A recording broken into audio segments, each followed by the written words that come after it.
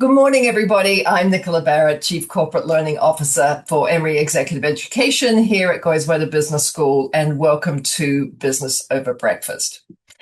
Most disagreements apparently don't need to become confrontations, but without the right words in the moment, that's exactly where they can go.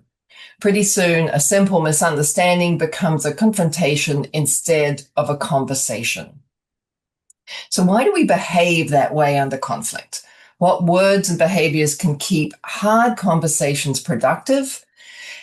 This is what today's session is going to be all about, to give us the language to disagree productively, leverage a solution, and a framework to change confrontation into simple conversation. Guiding our Business Over Breakfast discussion today is Luci Rainey, executive coach and founder of Day One Consulting and Coaching.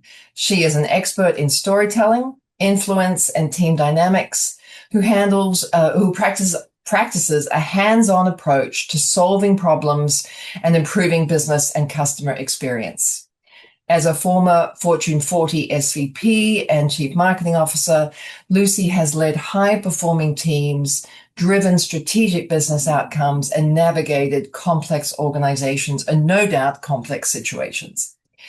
In our Business Over Breakfast session today, Luci's going to show us how to keep disagreement in conversation mode, not confrontation, walk us through how clear communication prevents confrontation before it starts, and why we need to build this muscle with our teams. She's going to share techniques such as vote versus voice, leveraging validation, and discovering intention versus reaction. It's going to be very practical, so take notes.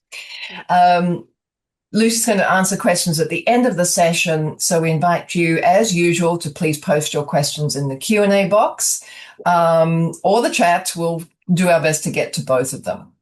But before I hand off to Luci, I want some friends to join me in the leading teams to high performance. So if this topic is of interest to you, and if you, like me, are continually trying to refine how do we lead our teams, what do we need to do given remote work, hybrid work, AI, all the changes that we are confronting, then leading teams to high performance provides this practical roadmap for creating stronger alignment, collaboration, and results. So I'm going to take it. I'd love for some of you to join me in it. At the end of it, apparently, we're going to be able to evaluate team strengths, gaps, apply communication and influence strategies more effectively, and address common barriers to team performance. So hope you'll join me. Apparently, early bird pricing is available only until the end of today. So if you're interested, I think the team, it's on the screen there. The team's going to put something in the chat too. So please act and come and join me in August. Thank you for being with us today, and looking forward to hearing from Luci and learning from Luci. So please join me in welcoming her. Thanks, Luci. Over to you. Thanks, Nicola. What a great introduction. And I'm really excited to be here today. Let me share my screen.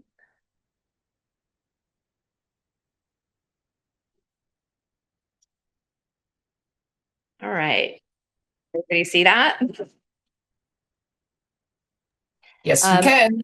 So it's interesting that so many people in the chat mentioned, their children or spouse was the last time they had a conflict or argument.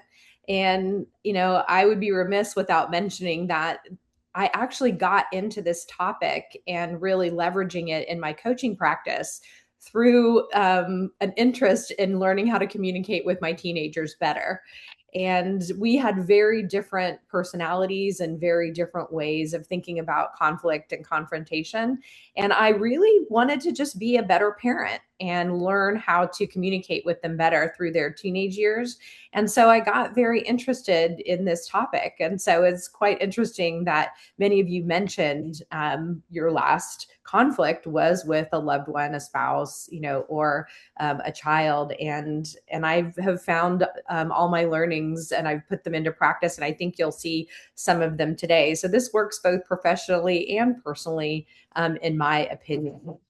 I want to start off by talking a little bit about a study. Let's consistently show that 50% of our employees keep quiet at work in meetings, in discussions, and only a fraction of employees, a mere 1%, feel extremely confident in voicing their concerns in crucial moments. This is according to research from Vital Smarts. And that gap between 50% silent and 1% is something I want to discuss with you today, because I think the more we can bridge that gap as leaders, the more everyone can win on our teams. I'll start with an example. Jobs versus Scully, and maybe some of you know this story.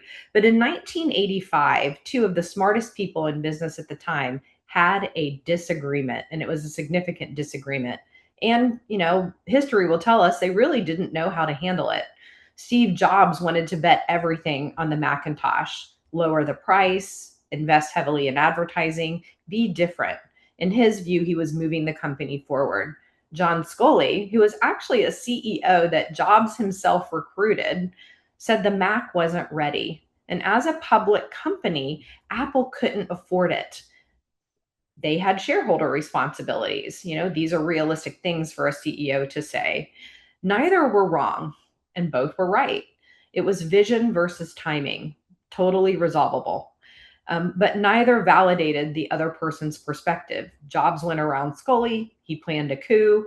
Scully went directly to the board. The board sided with Scully, and Jobs left the company he founded. The rest is history. A disagreement that could have been a conversation cost both of them. What if they had said there must be a way to do both? And look, we weren't in the room. I'm sure there were lots of conversations around this topic. But at the end of the day, the let's figure it out, it's solvable didn't happen. Jobs walked away. And instead, it cost Apple 10 years and the two of them a great friendship. They never spoke again. This story has a lot of great examples and learnings in it. Confrontation versus communication. Jobs went to war when he could have pre-sold the vision differently. Voice versus vote. Jobs thought he had a vote, but he really only had a voice. The board backed Scully and the earnings and not the vision. He had the vote. Repair. There was really none. They never spoke again after Jobs walked away. Now we all know Jobs went back, and the Mac was entirely successful, but still, it cost the company 10 years, and two brilliant people were permanently estranged. And Apple lost a decade because of the cost of silence and escalation. I'll share some research with you, and then I'll get into a really interesting example to me that backs up this research. According to research by Ethan Burris from the University of Texas, fear and futility are what drives most workplace silence. Fear and futility. Fear gets a lot of the attention, it's more obvious, but futility is what really does the real damage here. Futility is that slow realization that speaking up or disagreeing isn't going to get me anywhere. I think we've all heard our coworkers have an issue and we say, well, you should bring that up. And we hear, well, why bother? Nothing's going to happen. But that slow realization is what stops people from speaking up. And here's what happens. Companies and teams lose early warning signals for problems or innovative ideas for improvement. Team members lose opportunities for influence, recognition, maybe even ultimate promotion. So let me share this story with you, what I think is a very harsh example of futility. Look, in 2011, Reed Hastings made the biggest mistake of his career, and he would tell you himself. I come from the cable industry, and here is this company he spun off called Quickster. I don't remember it. Maybe at the time, it was more in the news, and it just didn't stay in my brain. But he decided to split Netflix into two companies. Streaming would stay with Netflix and DVDs would become Quickster. In the month that he made the decision, the stock dropped 75%. They lost 2 million subscribers, and Hastings very wisely reversed the decision within a month. What he found out afterward was incredibly eye opening. His entire leadership team thought it was a terrible idea, every one of them. But when he presented it, not one pushed back. An exec later was quoted as saying, I knew it was going to be a disaster, but I thought Reed was always right, so I kept quiet. a lot of smart people in that room all thinking the same thing, and not one of them said it out loud. These are executives, these aren't our up and coming, people in the organization. Hastings now calls it farming for dissent, and he built a whole system around it at Netflix, but it took a catastrophic failure to get there. The Israelis also built something similar in the 70s called the 10th man, putting someone in the room to disagree to make sure decisions they make are the best ones. Look, disagreement isn't a bad thing. It's actually a good thing in an organization, and it's merely a form of conversation. But we saw two examples where disagreement can be very harmful if it's not handled in the right way. Two very, very different examples.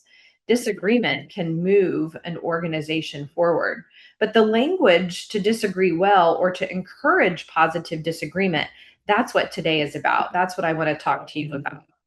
Look, it doesn't have to turn into more or escalate if we manage it well. See the signs, right? But when it turns into a confrontation, things can shut down. I love all the people in the chat who said, I never argue. I haven't had a disagreement in a long time. My guess is you have a very empathetic approach to conversation and how we work things out. And again, I hope some of the examples I share today give you all a reminder of how to use these examples to be as productive as possible. Think of the game of telephone we played as kids. Even the simplest of statements can be interpreted or heard differently. Now, in the game, it's funny, right? But in real life, in meetings, in conversations, in slight escalations we get with our loved ones or at work, the stakes can feel much higher and can differ more and can feel more personal, right? I'd love to start now to ask the group to comment in the chat. When you disagree with something in a meeting, or maybe even personally, since so many of you brought that up, what is your first natural instinct? Please share in the comments. Some people may speak up immediately, some might wait and bring it afterward up one-on-one at work. Maybe you wait to see how others react. Maybe you let it go and move on. We've got lots of A's and then probably B. Mm-hmm. It depends, B or D. Here's a C, a couple of C's showing up now. Mm-hmm. That's great. I love that a lot of C. Yeah, great. I love that a lot of you speak up immediately. It's really important, but also it can be important depending on the context in the room and who's available to wait till later to bring it up on one-on-one. A lot of it depends personally on how somebody might like to receive the communication. Some people are very comfortable with an immediate disagreement.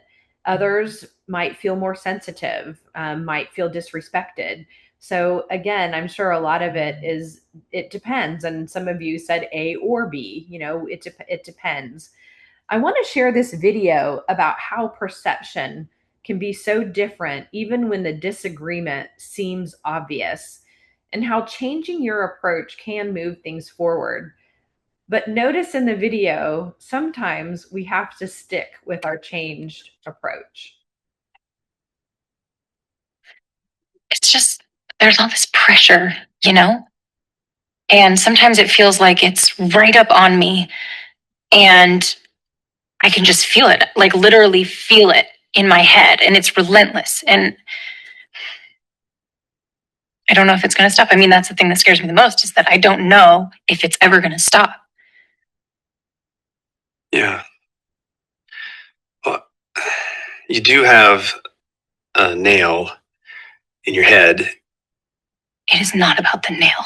Are you sure? Because, I'll bet if we got that out of there. Stop trying to fix it. No, I'm not trying to fix it. I'm just pointing out that maybe the nail is causing. You always do this. You always try to fix things when what I really need is for you to just listen. No, see, I don't think that is what you need. I think what you need is to get the nail out. You're listening now. Okay, fine. I will listen. Fine. It's just, sometimes it's like there's this achy, I don't know what it is. And I'm not sleeping very well at all. And all my sweaters are snagged. All of them. That sounds really hard. It is. Thank you. Oh, Come on. If you would just don't. So, a little bit of comedy for something that actually can be so common. Now, I'd like to believe the young man in the video was trying to be helpful, especially in the beginning.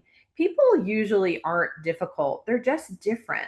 Sometimes in a room, smart people can go too far or go quiet at a time when they really need to chime in. Bottom line is we're all different and we have different comfort levels in speaking. Remember back to the 50%, 50% of the people usually stay quiet. They feel it's futile. Only 1% feel extremely comfortable speaking up. Now, a lot of us are probably saying, well, it depends on when I feel comfortable speaking up. That's the gap. Sometimes I prefer to stay quiet, sometimes I speak up. The bottom line is we are different. We have different comfort levels, and people in a room have different roles and different stakes in the argument, in the differentiation, in the confrontation, in the conflict. People have different communication styles. Some in a room choose to listen to respond, and some choose to listen to understand. Even now, I'm sure with all of you in the audience, we're interpreting the information I'm delivering differently, the pictures differently, the words differently. And we each take away different positions and different things that are important, in conversation. So when things turn to conflict, language is what becomes really important. And it's also noticing the shifts or the signals in the room when conflict starts to arise or disagreements start to arise. And it's different in today's world because we're both in person and we're virtual, and sometimes we're in person and virtual at the same time. So how do you keep track of the signals, especially when there are two worlds going on at the same time? Because they can be different. In person, it might be more obvious, leaning back, arms crossed, going quiet. Tones might shift. Eye contact starts to break, or people start looking at each other, hoping each other will back them up, but yet people still stay silent. In virtual, somebody can turn their camera off, or responses get shorter, or just, the entire virtual world just goes quiet. But it's harder to getting to understand the shifts and see the shifts because they aren't as obvious, especially in a virtual world where we maybe can't see everybody on screen, or when the two worlds are together and we have some in person and some virtual. But it's noticing that shift that is incredibly important. Look, disagreement is good for an organization. The goal should never be to eliminate disagreement. Look at Reed Hastings' example. He made a catastrophic mistake because his people didn't think they could disagree at the time. Now he changed that, which is great, but it's really not to eliminate disagreement, but to drive conversation. Look, in conversation, we seek to understand. We want to reduce tension. And I think most importantly, we try to preserve a relationship because it's the relationship that's important, not necessarily the conversation. A good friend once told me, the person you're arguing with is way more important than any argument could be. I mean, it was a lesson that I learned when my kids were teenagers. And as I mentioned in the beginning, this is a lot of reason I started to really use these techniques and teach my clients these techniques as well. Because in confrontation, things escalate. We dismiss others. And ultimately, at the end, we damage relationships.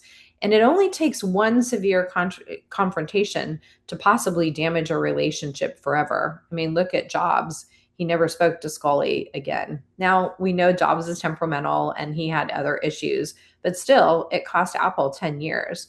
So again, the goal isn't to eliminate disagreement.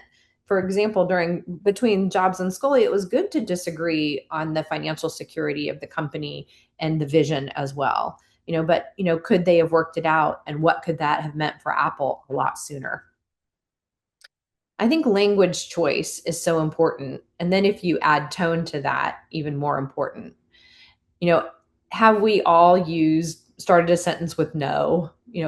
Probably we've done that one time at least in our lives. or use phrases that shut people down. That's not in the budget. We already tried that. You're overthinking this. We don't have time. You're missing the point. In the same way, we can say similar things, but yet open the conversation and open that dialogue to avoid conflict and instead encourage disagreement, but in, the most positive way for an organization to really get the best ideas on the table.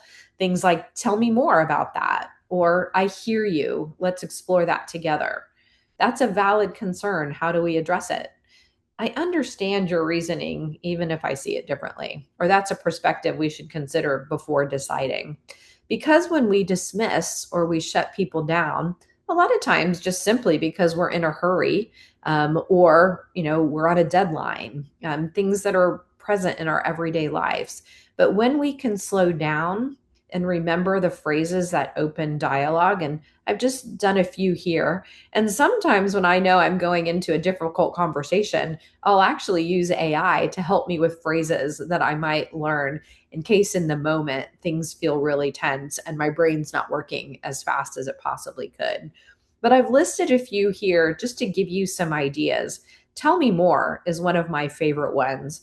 And it opens so much dialogue between myself and my clients. I used it with my team members as well when I was a leader. And usually, it does a few things. It helps the person feel very comfortable, especially if they're bringing up an alternative opinion. But it also helps them think through the problem more. So as leaders, I think it's incumbent on us to really do a lot of the listening and encourage our folks to do talking. And I hope to do more talking and thinking through things or presenting solutions. And I'm hoping that some of these phrases can help remind you and can be things that you can use in your everyday interactions. One of the things I think is most important in really, I'd say, helping encourage disagreement but tamp down conflict, I would say, is validation. And it's because validation helps us open doors and it signals listening. Validation is that one phrase when you start a conversation with somebody and it's your turn to respond, but maybe you don't quite agree, because validation signals that you hear somebody, but doesn't have to signal that you're in agreement. Things like, I hear you, I want to understand more before I respond. That's that tell me more, but in a little bit different way. That makes sense given your experience. I can see why you'd feel that way. Help me understand more. This clearly matters to you and it matters to me too. A lot of times when things start to escalate, it's just that people feel that what they're saying doesn't matter, that we aren't listening, that we aren't hearing them, especially in those matters with, one of our children or our spouse. Sometimes it's just that short phrase to say, I understand. So I'd love to hear from the group now. I've given you a few phrases, but we have such a great mind share here. I'd love to hear from the group and chat. Do you have any go-to phrases, that help you open conversations? Please, I'd love to see them in the chat to share with the group today.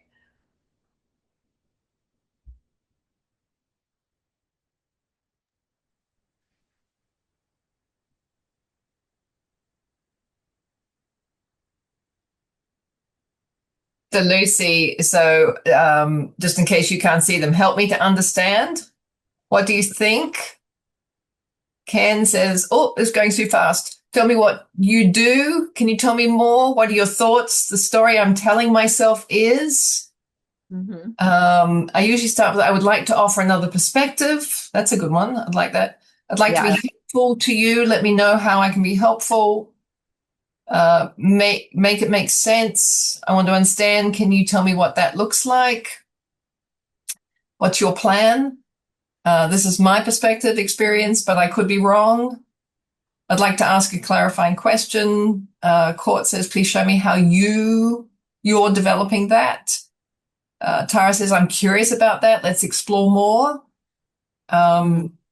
Stephen says, do we have data that shows that? So lots of options in the chat here. Mm-hmm. I love how Tara said, I'm curious about that. Again, what a nice opening phrase to let the person, like, it's validation and the question at the same time. So thank you, all of you, for sharing those things. And Tara, I love that. I may borrow that from you. I heard in a lot of the questions that people just shared, them starting with the word what. And I call leading with what and how powerful questions, not just questions, but powerful questions. And the reason is because when we start a question with what or how, we invite reflection from the other person. It's always a good idea to avoid do or why questions, because they can infer blame. So think about, well, why did you do that? Why did you take the path you took? Do you understand the results here? Do you understand what happened?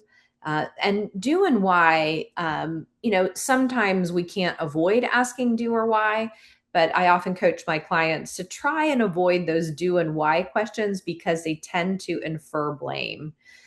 When I'm sitting down with my clients beforehand, and sometimes I know the topic they want to talk about, and sometimes I don't. But while they're talking, my job is to listen. And so, but sometimes, questions pop into my head, and I want to make sure I'm framing them the right way. Even being a coach, sometimes I have to really think about how to frame a certain question and be delicate in a situation. And so I like to use this framework, just to pop up a bunch of what and how questions that come to mind. And this helps me prepare and definitely leverage what or how, so that I can invite reflection with my clients. Some questions like, what's preventing us from moving forward? How is this best for our customers or our employees or our students in the case of Emory? What matters most to you about this? Sometimes we really just need to uncover what's important to this person.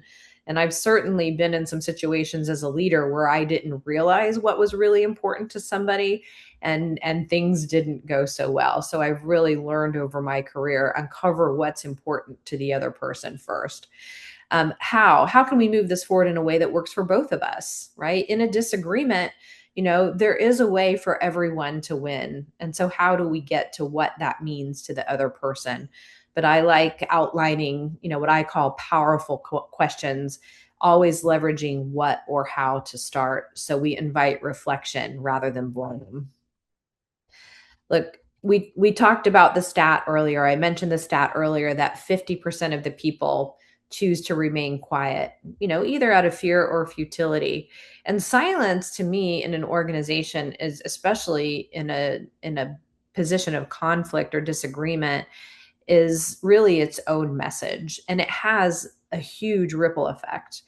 People leave meetings, they have water cooler talk, they start texting during a meeting, and they're silent, and they're really dissatisfied with the conversation. So how do we really keep that conversation open? And as leaders, it's our responsibility to do that, because that silence, that 50% feeling of futility, is something that really can hold our organizations back. And when we have the most open, dialogue and open conversations, we uncover so much more, and things become so much better, and ideas flourish, and, all these great benefits. But I love this illustration of a ripple effect, because silence really probably has one of the largest ripple effects in an organization, because people tend to then have dissatisfaction and continue that dissatisfaction rather than resolving the issue in the moment. Look, sometimes repair is necessary. We saw with Jobs and Scully, there was no repair. They never spoke again after that issue. And, how do we repair? I think repair is most important with recency. Get with the person within 24 or 48 hours, open up the dialogue again. Like, hey, I want to come back to our conversation. I don't think it landed the way it intended.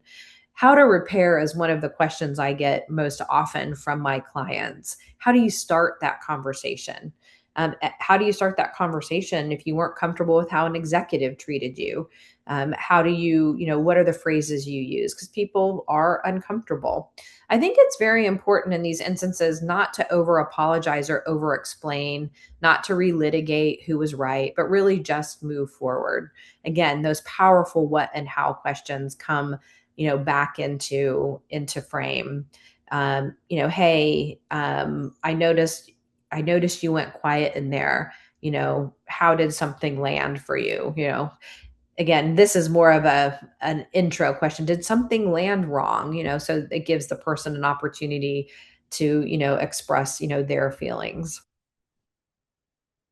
One word I really liked to practice is and. It's a tiny word, but it has such a big difference. I have a question for the group. Have any of you ever tried to eliminate but in your conversation and just use and? And if you did, how difficult did you find it? So, Nicola, I'll let you wait for a few things to come in the chat. Cheryl says yes, it takes practice. Carla says yes, difficult. Alex, yes, it was hard. Pam, yes. Oh, look, they were all coming in now. Difficult practice, difficult. Yes, it leads to prioritizing and naming trade-offs. It's important. Lisa found it easy. Yes, but challenging. Patricia, I'm not very good at it. Elise, my boss is amazing at that. I've learned to do it from her, but it takes a pause in your brain. Yeah. It requires to pause to be intentional. I hate but it loses sincerity, says Rhonda. Timothy says yes, not so difficult. Ronnie says yes, exclamation mark, difficult. Yes, and dilutes the tension, says Bryant. It takes practice. Mm-hmm. Jennifer says, I have not, but I have been in a session discussing it.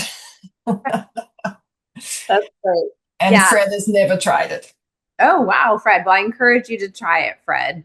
One word, big difference. Marshall Goldsmith said we shouldn't use, words like but or however, because immediately the person we're talking to thinks, oh, they think I'm wrong, right? It negates everything, that word but, everything that came before it. It feels like opposition, and it tends to close conversations. It is difficult to use and it does take some practice. I love the person who said their leader is great at it and they learn from her because it builds on what came before it. Look, I like your idea and let's explore the budget versus I like your idea, but I don't see room in the budget, right? That and word helps feel more like collaboration, but it does take practice. Somebody said, I'm not very good at it. It takes practice. It does take thought. Right. But I really encourage you all to try it. Try it tomorrow. Replace your next but with and notice what shifts. And to all of you who practice it, congratulations. I think it's such a powerful word to help open up conversations, especially in disagreements. Look, sometimes we know we're presenting something or we have some information to share and our leader might disagree with us or a peer. And so I always believe in the pre-sell, avoiding putting leaders on the spot. Can you get with them ahead of time before in a larger group, something that might cause a conflict or a disagreement that could escalate? How do you, share it with them, plant the seed early, especially when disagreeing upward. I think, at least for me as a leader, I would tell my teams, I don't mind bad news, but I do mind surprises. And so I really liked when they informed me ahead of time and, we were able to work through a lot of things before we got through and got in front of a bigger audience. And so I'm a firm believer in the pre-sell, especially in new things or things that might cause some conflict or surprise our leaders. And all in all, it's all under the guise of protecting the relationship. And a lot of what we're talking about today is how do we preserve the relationship? How do we understand that the person we're in a disagreement with is more important than the actual disagreement? I want to share this video from the movie Ford versus Ferrari. It's a great example of somebody who starts out, really in a confrontation, but ends up in a much better place. So take a look. Give me one reason why I don't fire everyone associated with this abomination, starting with you.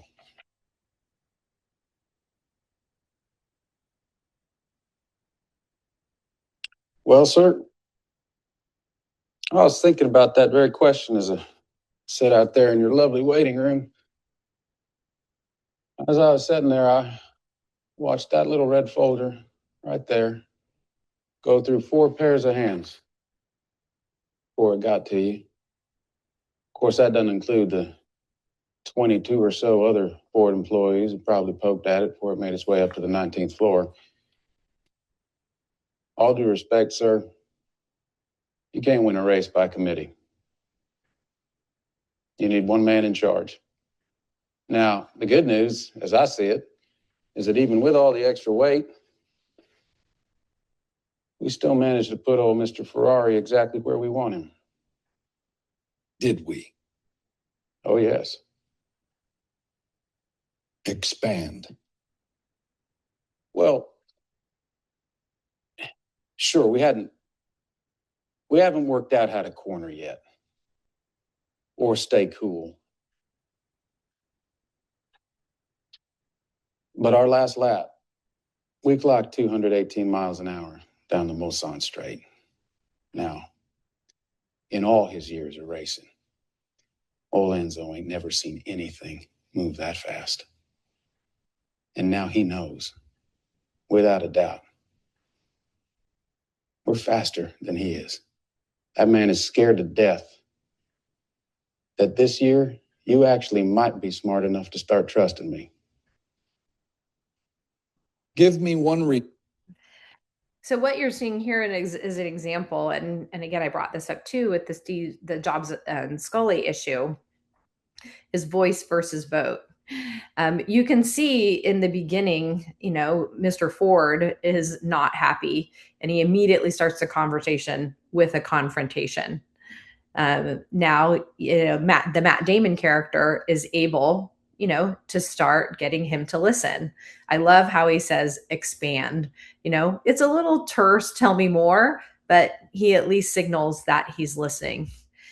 And Matt Damon also brings up, there's a lot of voices in the room and there's a lot of voices that are affecting him, but really there's only one vote, and that's for Mr. Ford to trust the Matt Damon character. Voice and vote to me is an important distinction to make with our teams, because people who feel they have a vote in a disagreement, but they really don't, can tend to cause dissension. And so if we're clear as leaders up front that we want to hear our team's voices, we want to let them know they're heard and considered, but they don't necessarily determine the outcome. It might seem a little harsh to let people know, like, I want to hear your opinion, but you actually don't get a vote. And there are, very pleasant ways to tell them this. But I really believe as a leader, that we need to help people understand who does have a voice and who does have a vote. And even if somebody doesn't have a vote, we still want their perspective. Their input matters. But sometimes the final call has to be made not by the committee, but by the one person who's accountable. When you have the vote, you are accountable for the outcome and you do move the decision forward. It's important to have our team members be heard and considered and feel they're heard and considered.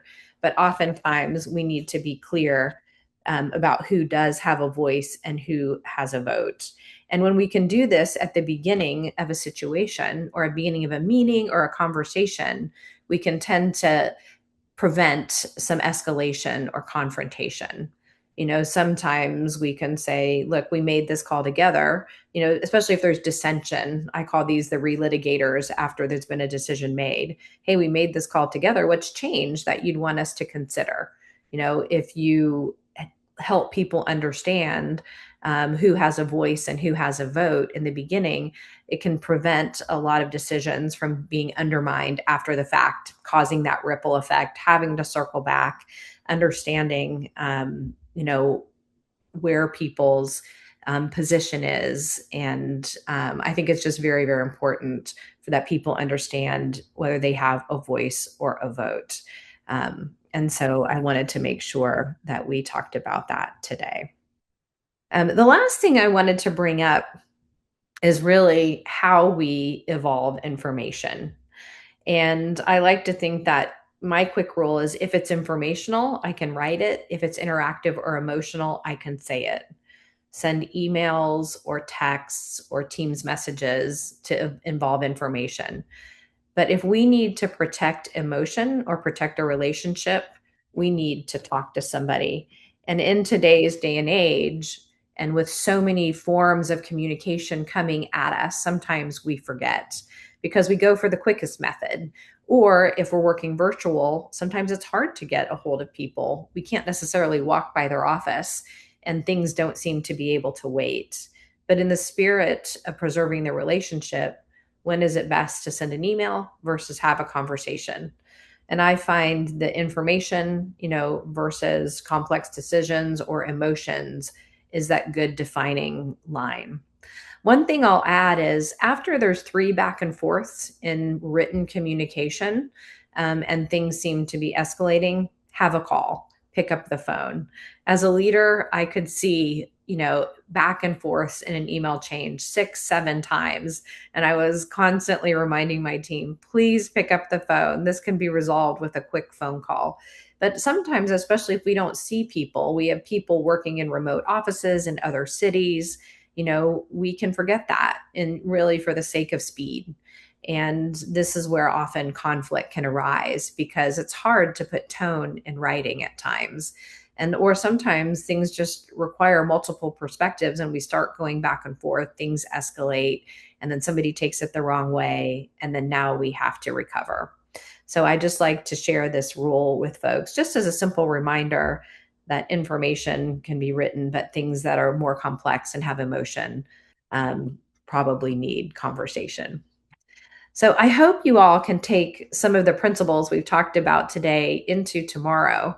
Disagreement is important for organizations and for our personal relationships. It helps us bond more, create stronger relationships, and work through harder problems in the future.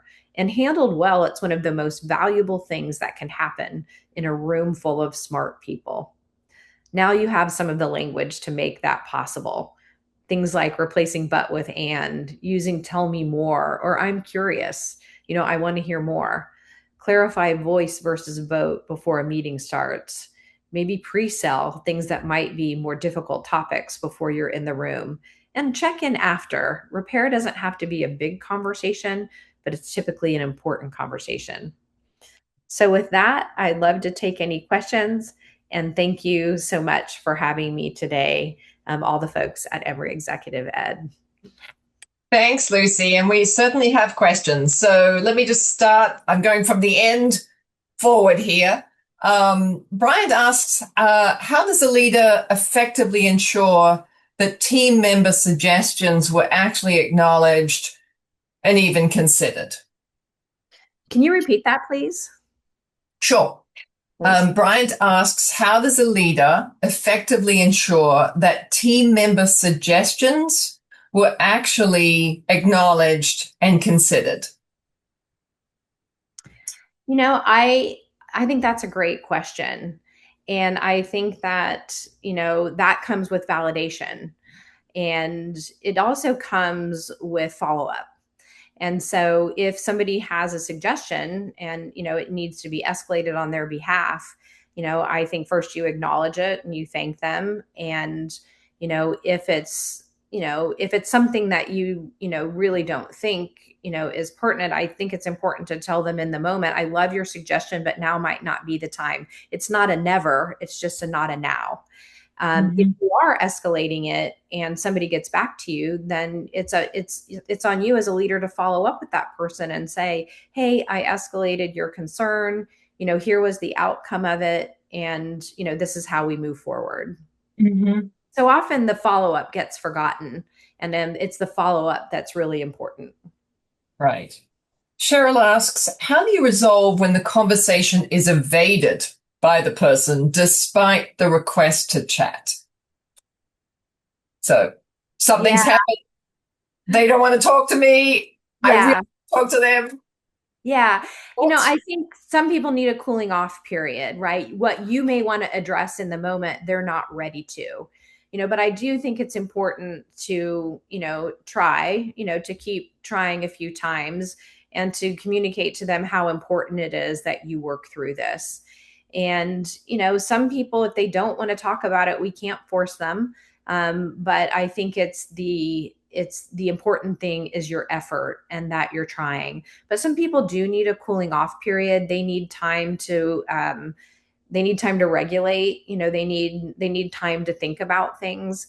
And while we might want to resolve a conflict immediately, some people might need an hour, 24 hours, and so giving them space. But I would keep trying until you've I've tried a few times and I can't possibly try anymore. But yeah, those are tough ones for sure. Sarah asks, what if someone is trying to bring up points that are necessary for everyone to be aware of, but is constantly being stopped abruptly from doing so? Yeah, that's a that's a tough conversation. It sounds like you have some very assertive people in your group. It can be good in the beginning to announce, hey, I have a lot to cover today, and I'll take questions at the end for sure. If you're interrupted, it's hey, that's a great question, and I really want to get to that one. If I could just get through the information, I'll circle back to that in the end. Or if you can remind me after we finish the announcements, I would love to address your concern. But I think, again, it's presenting it up front, how you'd like to do the communication, and then reaffirming that if you are interrupted. And I would say if it's somebody who is a frequent interrupter, that might need a side conversation about, delicately positioning, listening, and following the requests of the presenter. And so, ultimately, if you have somebody who's a relitigator in that way, I would say a coaching conversation is probably in need. And is that the same for the person that wants to keep talking and yet they're either moving us off topic or preventing us from completing the decision or the work that we have to focus on in the allotted time? Is it similar type of approach? Yeah, I think it can be. I think validation works really well in those situations as well. It's like, hey, Mary, and that is a great concern. And I think we should definitely dig into that. But right now, given the time we have, we really need to resolve this issue that we're talking about. But I would love to schedule time with you to explore that more, or we can even have a separate meeting. And so, I think validation comes into play when somebody's trying to steer the topic towards something that they have a passion about, and helps you, circle people back to the topic at hand that you really need to spend the time resolving. Right. Okay. Thank you. Stephen asks, would you comment on tactics for what he describes as type A drivers? For example, making space, taking breaks from speaking to allow others to share perspectives and not jumping in to fill the silence. Yeah, we definitely have our more assertive people in our group who really just find enjoyment in jumping in. They like sharing their opinion. And I do think it's a coaching moment for those people to recognize that there are other people in the group who need time to think or need invitation into the conversation. And I think as a facilitator, when you have people like that in the group, it's effective when you can upfront say, look, we have some important information to cover and I want to hear from everybody. So if you have that person who really just enjoys sharing their opinion, jumping in first, we can, let them jump in quickly, or we can ask them, to hold their thought and specifically invite others who might need that specific invitation to really share their opinions. And then immediately following that, we can go back to the person who prefers to jump in so that they don't feel they were excluded. Is it also helpful it sort of came to me you were talking to at the beginning of the meeting, just reiterate that we want to hear from everybody. So I wonder whether or not people need to have that explicit invitation given to them so that they know I'm not just in listening mode. I have to contribute at some point during this meeting. Yeah. I think it's always good to be explicit about what you expect from people, and it's, those people who really just enjoy sharing their opinion. Sometimes if it's going to be a delicate topic, you might even want to take them aside, pre-meeting, again, have that almost pre-sell with them that we really want to hear from the whole group. And so if they could, do some listening and then help the conversation, as it moves along, that you would really love their help in that. So it's a way to ask for their help, rather than to, I'd say, tamp down their enthusiasm, because a lot of times people depend on people like that in a group to bring issues up and, other things like that. But, sometimes if it's a delicate topic and you really want to hear from everybody, you might want to, take those excited people aside before the meeting. And I think that may have been the answer to a question somebody put in, I don't know who it was, into the Q&A around how do I as a leader ask for the meeting to be a two-way conversation rather than one-way set of sort of instructions. So if Lucy didn't answer your question properly, please quickly put it in the chat. We've only got a minute or two left. And Waraka, I think has forgotten his question or her question. I'm sorry. So please put it in there. Gary says, back to, I think, the idea of thanking people and validating people. What do you use to remember what the person raised? I always have a notebook and I always jot notes. And nowadays with recording calls and AI and summaries of meetings, you can leverage that to go back and then, ask the AI, were there questions I missed or, things like that. So I'm a big fan of AI note taker now to especially help me remember those things. And if I didn't get to it in the meeting, then I can, just shoot the person a text and say, oh, hey, I heard your question. I want to address that. Can we get some time later? So I also wanted to address your previous question from the person. And if you really want everybody to be involved as the leader, sometimes assign somebody else to present, because if you're the leader presenting, people might tend to be more quiet. But if one of your team members is the person presenting, people may feel more comfortable joining in. So rotate who leads the discussion and some of those types of issues. You as the leader don't always have to be the one presenting it. It's actually a great leadership challenge and opportunity for your team members to be able to do this. And you can, coordinate, with them beforehand. It gives them time to be with you one-on-one, and it gives them an opportunity for growth and learning. That's a great idea. But I think actually we may be out of questions. Let me just check. One more. How do you communicate with someone whose style is the opposite of yours? Yeah, I think you first need to recognize their style is very different from yours. And I like to ask them, how do you like to be communicated to? How do you like your feedback? How do you, prefer communication? And I think it's, while it's a direct question, I think it's the best way to learn somebody. I mean, aside from somebody having an assessment and you reading their assessment and figuring out their personality, the best way is to ask. It's especially, I think, important for new employees as they're onboarding. And then you can also share, how you like to communicate with your teams with them as well, so they don't have to figure it out, because it is a guessing game. And if we guess wrong, we can get it really wrong. Mm-hmm.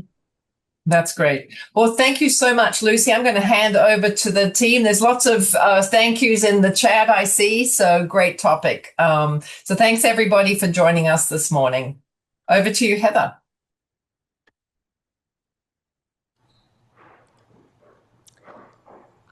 There we are. Thank you so much, Nicola, for the handover. And thank you so much, Lucy, for today. Speaking of notes, I took pages of notes. These are all such incredible reminders. I'm particularly going to employ the validation as we started out this topic talking about having difficult conversations or challenges with our kids. I've got a 18 and a 16-year-old, so I'm all in arguments with them. So I think the validation as opposed to the solver is going to be very helpful for me. So particular thanks for that one.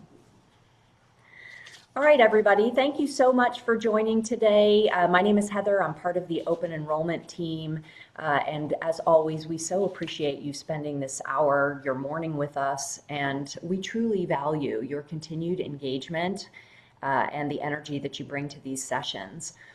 If you are planning to join us for our next Business Over Breakfast on August 6th, Ira Bedzo will lead the discussion on leading the conversation, how intentional leaders shape outcomes in high-stake moments.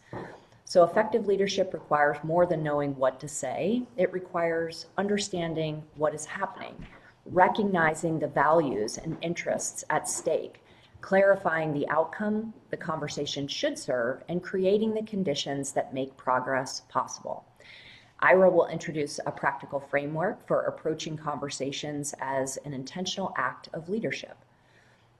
He will discuss how timing, tone, setting, questions, listening, and language can move people toward or away from a desired goal. A great tag on to today's session.